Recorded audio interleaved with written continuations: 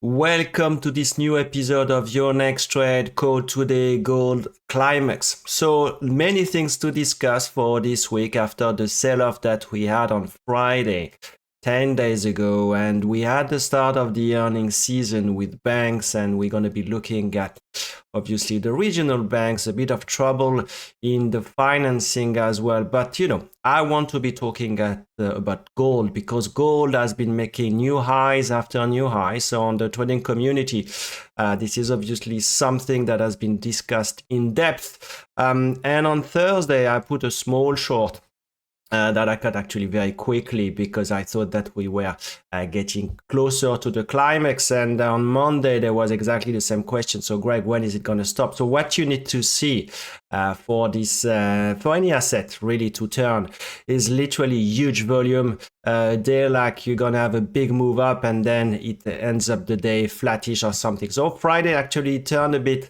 Why did I do that on Thursday? Is pretty much because if you look at gold, and if you look at this chart, which is on the left-hand side, the number of calls that have been trading on GLD, which is the ETF for gold, and on the right-hand side, this is the GLD price. As you can see, most recently, like the meme stocks, like the Palantir of this world, Tesla, some years ago, this is about the gamma squeeze, and you see a lot of new players entering through retail, through the calls. And what is interesting on that asset is, instead of having weekly options, maturities, as you have for mostly for stocks, you have actually maturities on Monday, Wednesdays, and Fridays. So if you look at actually on Thursday, there was a huge volume, but my expectations was because of Wednesday, most of the time what you see is a dip in the GLD going forward, that we were close to the top, but literally the really GLD carried on in the next few hours and next 24 hours. But as you can see here, the numbers of calls most recently have been on the way up. So participations, volume, inflows going into gold has been massively. So to me, it's pretty much the same as the meme stocks going that we saw most recently. So I think we are getting closer to the top on gold. Super hard to play. Really the contrarian. So be careful if you're doing that. Most of the time you don't want to go against the trend. You're waiting for a bit of a correction and hoping that you've seen the top. So really interesting to see that across asset classes, if you look at the week-to-date asset performances, actually stocks have been doing pretty well, mostly on Friday, where Trump, before the open of the US market, began of taco, saying, we're going to be fine with China. And we had the S&P futures that were on Friday morning at 65.80, that closed around 67.10, 67.20. But overall on the week, stocks 1.7% for the S&P, 2.1% for the Nasdaq. What is interesting is you see a lot of pressure, a lot of volatility. We saw that the VIX actually went above 25% on the week. So there is pockets of let's say volatility, and more than that, and in the meantime stocks are doing pretty well. We are only 1.5% from or 2% from the all-time high. So there is a bit of a divergence between many signals and what the stock market is telling us. Bitcoin very weak, again 106 roughly. So we went on from the 115 and more. We had the sell-off that we explained 10 days ago. Gold, as we see here, making new highs. So what about the week-to-date industry performance? A lot of green, you see. So here you do have like the Russell, you do have like the S&P that is roughly in the middle between the winners and the losers. But as you can see, semiconductors still making new highs after new highs, and really beating the market. We had another, like any Monday, you do gonna have the OpenAI deal that is announced. Either it's with the AVGO or AMD, or Oracle. So every Monday, this is the deal. Left-hand side, this is interesting. You do have like insurance, regional banking, and banks that have been struggling. What is it interesting? Because we saw pressure in that space on the regional banks. So we started with on Tuesday with actually the big banks with JP Morgan, Citigroup, and some others beating the expectations. The price action was actually not that great on the day, but they recovered the day after. But more importantly, we had some comments, for example, from the JP Morgan CEO, Jamie Dimon, saying that we are seeing some cockroach in the credit market, where there are pockets of the credit market for regional banks that have been struggling due to bad loans. So the question is always, is it only a one-off, or are we going to see those pressure on the credit loans, on the credit market, moving into more space in the credit? I think what we have as well is the credit spreads are very, very compressed. So it's almost like you're taking market is pricing no risk of those credit yields widening, so meaning that the economy is going to be very fine. So for me as a trader, it's almost like you're going to be making, if everything goes according to the plan, almost nothing, and if it goes against you, you're going to be losing a ton. So the payoff in the credit spreads is not that great. But as you can see here, stocks have been doing pretty well. Sectors performance, real estate doing well because obviously yields have been going down, as we're going to see later. Consumer staples 2.1%. IT pretty much doing a bit more than the market, but everything was green for the week. So rates, now we get the US 10 years at 4%, going lower and lower because this is very much the same message as we have from the Fed funds rate. So we're going to have a cut on Wednesday in 10 days from the Fed. And for the December meeting, it's pretty much done that we're going to have another one. So expect 2 cuts going forward.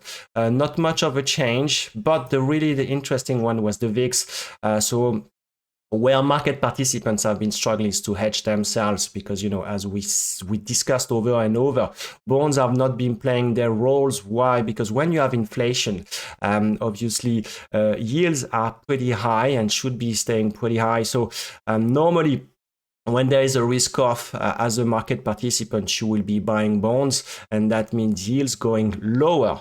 And that has been not the case. So that for market participants to hedge their books, they will be obviously doing the buying gold, as we saw. But one of the plays is to be going long the tails, and most importantly, long the tails with the VIX calls. So we had a big move on the VIX, which went above 25%. So that was on Thursday. We should be looking at the next Wednesday option expiry on the VIX, but literally the implied volatility has been very high versus the realized volatility. So one of the reasons that we saw over the last 2 weeks is the vol control, the volatility control. So funds that are selling volatility actually have been losing and have been exposed and had to reduce their exposure as a short volatility. And the second one, as we discussed, is CTAs were very long the market and they had to reduce the exposure. So we checked on the community. So we went from roughly 100% net long exposure equities to 60%. So those two players, which are running a lot of money, have been reducing exposure, and that explains why volatility has been on the way up. So now I want to jump into the technical analysis, starting with the S&P future. So as you can see, we had the move down that was Friday a week ago, and since then we have been trading around the 6,700 level. We had the option expiry, the monthly one, on Friday, so that was a bit of a magnet for the market. Nasdaq looking pretty good actually for the time being. It's pretty much the same picture. So not much of concern right now, as long as the 50 days moving average is holding. As you can see, that has been really where the market has been bouncing. I want to discuss obviously gold. So gold making new highs after new highs, as I told you at the start of this of this video, I've been trying a short, but here the bad thing is you don't see the volumes, but the volumes have been on the way up. So big candle on Friday. I want to believe that we are really close to the top, at least for a short-term top. I want to discuss something as well. It's financial. So not financial. Healthcare with the XLV doing pretty well on a standalone basis as we flagged. This is pretty much not the case if you look at the healthcare XLV versus the SPY. So on an absolute basis, looks okay. On a relative basis, not that great. You saw why people are saying we should be buying XLV because you've seen the downtrend. But there is a good case for that space. The reason is the following. With Trump administration really trying to push investment and capex into the US, you could have a good chance that this space is going to be doing well.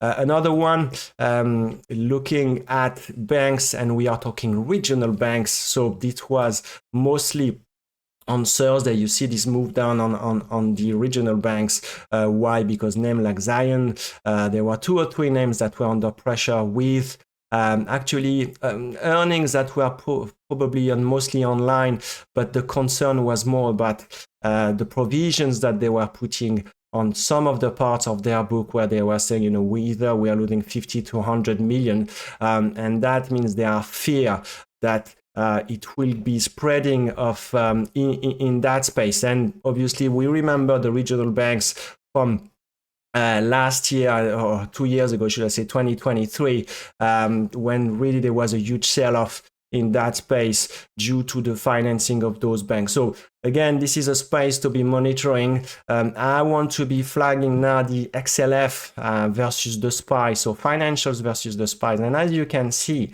that has not been doing that well, that great.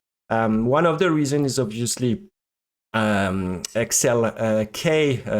technology has been outperforming the market, so this is probably the only sector that is doing fine versus the S&P. But really, most recently, if you look since the tariffs, that space has been underperforming the market, and JP Morgan actually is below the level pre-announcement of the earnings in big volume. So a space to be monitoring, because the financials are the second derivative of the US economy. And for me, looking at JP Morgan and the banks is very important to feel the pulse of the overall market. So let's go back into what happened for the week. So starting with the S&P future. So here, this was last Friday we had the sell-off, but more or less we have been trading flattish, but you can see the range are pretty big. So we have almost 200 points, let's say 180 points between the lows and the highs, which is 2.5% to 3%. So realized volatility is now much bigger than it was most recently. We have trading range. If you look at the weekly straddle that we're going to be discussing soon, we are talking 1.9 to 2%. A potential move. So what happened for the week? We had, as always, the AI Monday deal, which was OpenAI with Broadcom. They were saying that they're going to be investing, I think this time is worth 6 or 7 megawatt. It's all about the investment going forward. Some part of the market were excited. We had the regional banks, I just said, and the credit concern. So you don't want what investors will do is they will be selling first and questioning after, and this is exactly what happened. We had the TACO tariff. So here, this is the chart that is interesting. It was literally on Friday, we were around 6,000, and the market was down 1.5% for the futures. And Trump has been doing pretty much since the start of the year, he has been saying, no, it's fine, China is going to be fine, and the market rally. But I don't think now going forward, this is only about China. It tells you as well that there are some different concerns, and the concerns about the financing of, for example, the regional banks. So now let's look at the earnings season that started on Tuesday. It's very much the early start. So the sample is not that big, because we here, this is the numbers from FactSet. only 12% of the companies of the S&P reported actual results. But interesting points, more of them are beating the expectation, 86% versus the average of 78% for the EPS and 84% for the sales, but the magnitude of the beat is not as big as it was most recently. So earnings, they are beating by 5.9%. As you can see here, this is the blue, instead of 8.4%. So in other words, more companies are beating, but the magnitude is not as big. And that's true for the earnings, and that's true for sales as well. I'm interested as a trader as well as how stocks and how the different sectors have been performing on the day of the earnings. And as you can see, for example, financials have been down. We have as well consumer discretionary that have been really struggling. So I want to identify very quickly during the earnings season what is the pattern, how the different assets have been moving. And so far, price action has been a bit muted. Why? Because this is due of the beats that are not that big. So what about the catalyst going forward? In terms of macro, due to the government shutdown, and I don't know how long it's going to last, maybe at one stage the market is going to say, okay, too much is too much. So we do have like the CPI on Friday, because many products needs are indexed with the CPI inflation, and to reprice the pensions, for example, you need this calculation of the CPI. So we're going to have this number on Friday, which is obviously a very important one. As you can see, most recently market has been saying, okay, CPI, it's not that I care, but instead of looking only at inflation, I'm mostly now looking into the NFPs and looking at the employment, because, as we have deterioration in the employment market, this is where the Fed is looking at. But on Friday, this is the big macro day with CPI, with core expectation expected at plus 0.3% and plus 3.1% year on year. So way above the 2% mandate from the Fed. We get the flash PMIs, the new home sales, and a bit of confidence with the University of Michigan. There won't be any Fed speakers because we have the FOMC meeting in 10 days. Tons of Chinese macro data that will be coming on Sunday evening. So this is one to watch, because China has been doing pretty well most recently, and the numbers have been picking up. A bit of bond supply, but really the big one is this column. This is the earnings. We're going to have tons of earnings. As you can see, Coca-Cola, we're going to have on Tuesday, we're going to have Netflix, we're going to have Intel, we're going to have Tesla. So this is for the big week of tech. This is going to be in a week time during more or less the FOMC, but really tons of things to trade in the next few weeks, with the expectation for the S&P to move by plus minus 1.9%. So pretty close to 2%. So this is roughly 130 points for the S&P. Those are the moves are expected. Always, it's not only the earnings, but we are pretty much Trump dependent over the last 9 months. And we're going to have the Chinese meeting that is expected in South Korea, in 10 days time. So expect some headlines. The noise has been coming down a bit, and that explains why the market this week has been doing okay, 1.5 to 2%. As I said, we are not that far from the all-time highs. And in the meantime, some indicators like, part of the credit market, price action from the regional banks, the VIX above 20% and above 25% are telling you something different. So divergence between different signals. So this is it for me for this week. If you got questions about how I end up doing this, you can subscribe to the 4x4 video series. You can do the mentoring on Zoom, where we do 12 sessions over 3 to 6 months. You can join the trading community on Discord, where we have a free channel and we have 30 channels beyond the paywall. And if you like what you watched today, you can obviously put a comment in the comment section, or you can subscribe to the channel. This is it for me for this week. Any questions, send me an email at greg@duponttrading.